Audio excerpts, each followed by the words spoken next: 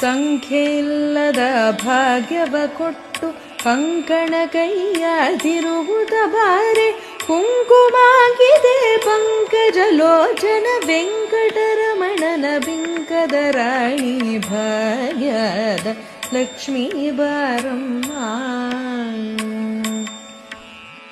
ಸಕ್ಕರೆ ತುಪ್ಪ ಕಾಲುವೆ ಹರಿಸಿ ಶುಕ್ರವಾರದ ಪೂಜೆಯ ವೇಳೆಗೆ ಅಕರೆಯುಳ್ಳ ಯಳಗಿರಿ ರಂಗನ ಚೊಕ್ಕ ಪುರಂದರ ವಿಠಲನ ರಾಣಿ ಭಾಗ್ಯದ ಲಕ್ಷ್ಮೀ ಬಾರಮ್ಮ.